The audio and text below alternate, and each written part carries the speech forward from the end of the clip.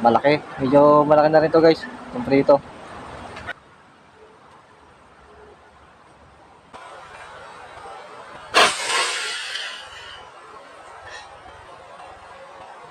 Naulo to. Ulo yan. Ulo ang tama. Magandang araw guys. Nandito tayo sa amin. Ngayong umaga guys, magtitiksay ako. Dito lang guys sa tapat namin. Na kuha lang ako ng pampirito, pang ulam. Ngayong tanghali. At ngayon, Pasko guys. Pasko ngayon, wala mo akong masyadong gagawin. Kaya ito na lang ang libangan ko ngayon. Wala naman akong pupuntahan na ibang lugar. Gawa ng